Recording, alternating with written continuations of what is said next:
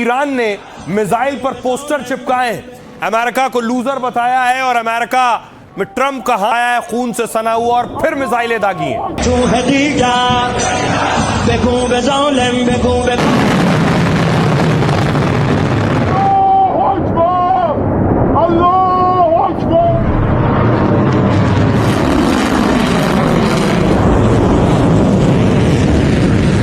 Iran ने attack किया तो मिसाइल नजदीकी देशों कुवैत में जाकर गिरी। कुवैत पर ईरान ने मिसाइल दागी, उसके बाद आप देख रहे हैं बड़ा धमाका हुआ और धुएं का गुबार।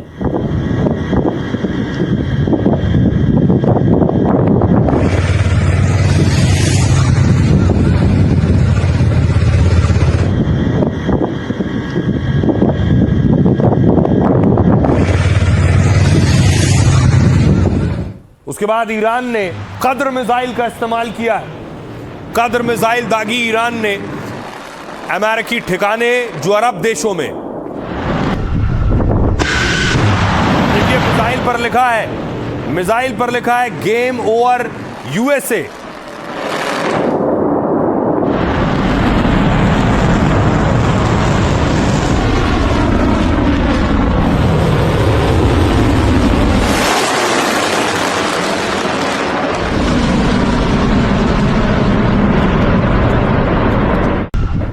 न सिर्फ मिसाइल बल्कि ईरान ने आज भी ड्रोन अटैक किए।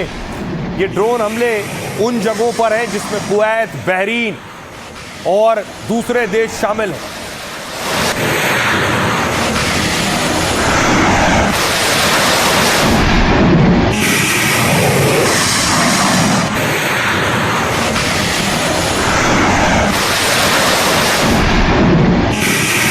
और दावा है कि ईरान ने बाकायदा नेताओं की हिटलिस्ट तैयार कर ली है।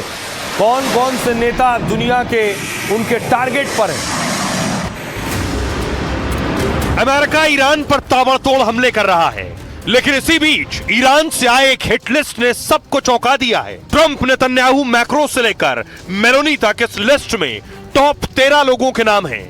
लेकिन इस बीच सवाल यही है कि क्या मुश्तबा वाकई मिशन बदलने का औपचारिक ऐलान कर चुके हैं, या ये ट्रंप को सीधी चुनौती देने का इनडायरेक्ट रास्ता है। अब देखिए जरा हिटलिस्ट में कौन है। ट्रंप के करीबी सांसद रहे जिन्हें आप देख रहे हैं सीनेटर लिंडसे ग्राहम। इनकी संदिग्ध परिस्थितियों में अचानक मौत हो गई। इनकी मौत का हवाला देते हुए ईरान कह रहा है उसने टारगेट बना लिया है लिस्ट। उनमें दुनिया के बड़े बड़े नेता कौन से हैं देखिए जरा। उनमें पहला नाम अमेरिकी राष्ट्रपति डोनाल्ड ट्रंप का है ईरान की हिटलिस्ट में। दूसरा नाम बेंजामिन नेतन्याहू का है। इसके अलावा देखिए ब्रिटेन के पीएम कीर स्टारमर, फ्रांस के राष्ट्रपति इमैनुअल मैक्रो टारगेट लिस्ट में। अगला नाम इटली की पीएम जॉर्जिया मेलोनी का है। कुछ और नाम देखिए, जर्मन चांसलर फेडरिक मर्स ईरान के हिटलिस्ट में। मार्को रूबियो अमेरिका के विदेश मंत्री भी टारगेट लिस्ट में। पीट हेक्सेट अमेरिका के रक्षा मंत्री भी मारे जाने वालों की लिस्ट में है। ईरान ने रखा है उन्हें। विदेश मंत्री इजराइल के गिदोन सार को भी ईरान ने हिटलिस्ट में रखा है। इजराइल काट्स इजरायली रक्षा मंत्री भी ईरान की लिस्ट में है। और इमाल जमीर जो कि चीफ है इजरायली डिफेंस फोर्स के, वो भी हिट लिस्ट में है। दो और नाम, माइकल एरिक कुरेला कमांडर है अमेरिकी सेंट्रल कमांड के, वो ईरानी लिस्ट में है। और माइकल हकाबी इजराइल में अमेरिकी राजदूत है। ये 13 नाम हैं जिन 13 नामों को हिट लिस्ट में ईरान ने रखा है। अब देखिए जरा ये 13 नामों की हिट लिस्ट बनाई किसने है और आखिर उसकी कितनी वैल्यू है, ये मैं आपको बताता हूं। कुछ दिन पहले ईरानी सुप्रीम लीडर ने बदला लेने का ऐलान किया था।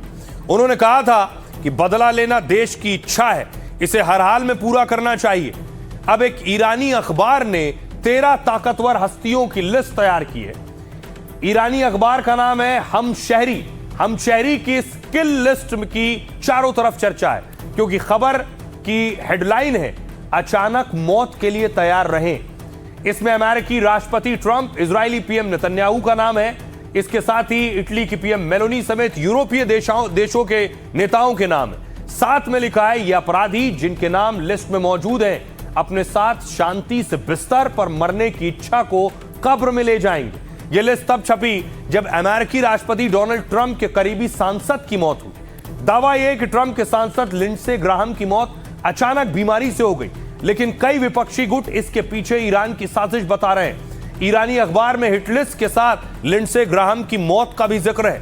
लिखा है, मौत ने अमेरिकी इजरायली अपराधियों में डर फैला दिया है। हम शहरी ईरान का रूढ़िवादी अखबार है जो भड़काऊ भाषा के लिए जाना जाता है। इससे पहले भी हम शहरी में छपी कई खबरों पर काफी विवाद हुआ था।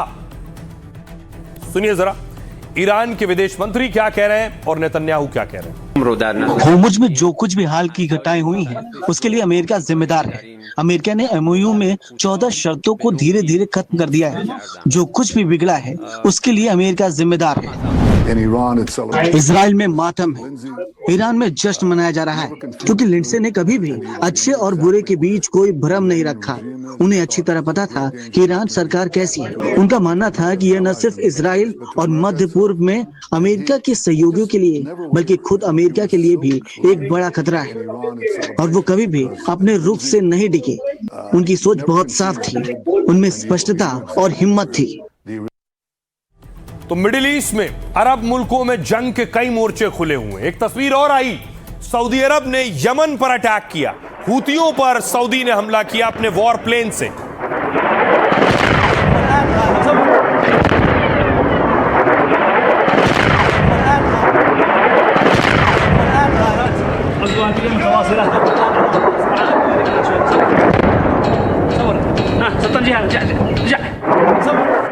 दूसरी तरफ डोनाल्ड ट्रंप ने ट्रुथ पर B-2 बॉम्बर की तस्वीर डाली।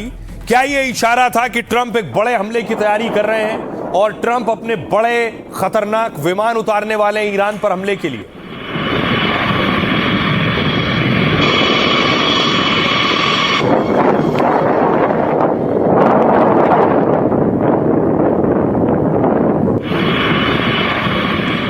दूसरी तरफ एक चौंकाने वाली खबर आई कि रूस का डूम्सडे तेहरान में उतरा है। डूम्सडे उतारा जाता है जब माना जाता है प्रलय या कयामत आने वाली हो। उस वक्त इस विमान का इस्तेमाल किया जाता है। अब सवाल यह कि रूसी विमान तेहरान में क्या कर रहा था।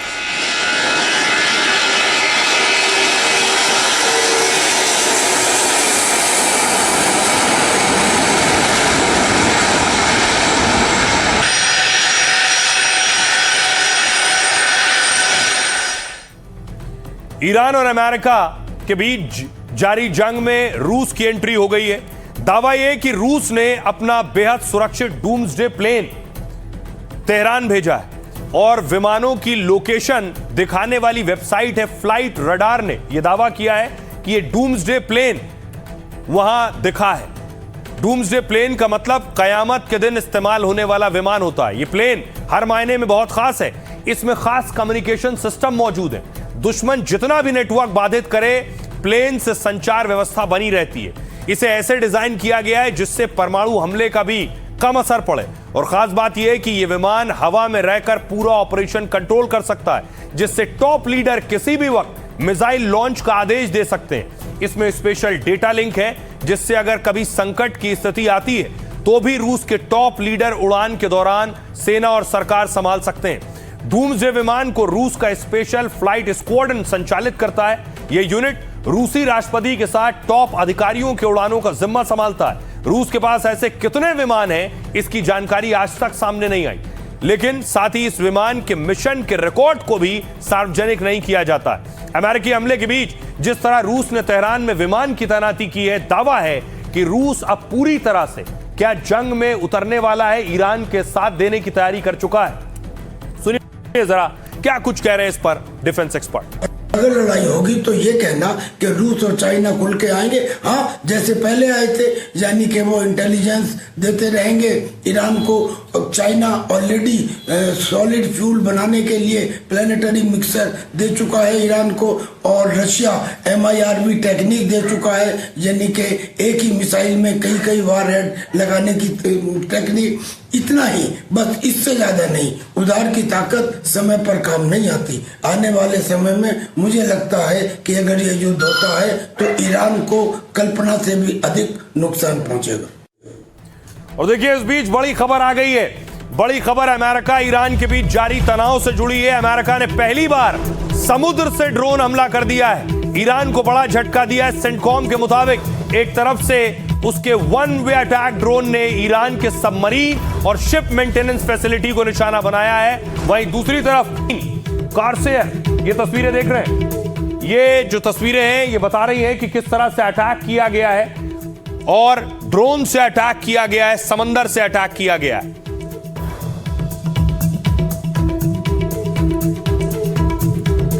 ये सरफेस वेसल्स की मदद से बंदर अब्बास नेवल बेस के पोर्ट पर सीधा वार किया है। दावा है इस ऑपरेशन से ईरान की वो क्षमता कमजोर हुई है जिसके जरिए वो कमर्शियल शिपिंग को निशाना बना रहा था। सबसे बड़ी बात यह कि अमेरिकी सेना ने पहली बार किसी कॉम्बैट ऑपरेशन में सी ड्रोन्स यानी समुद्री ड्रोन का इस्तेमाल किया है।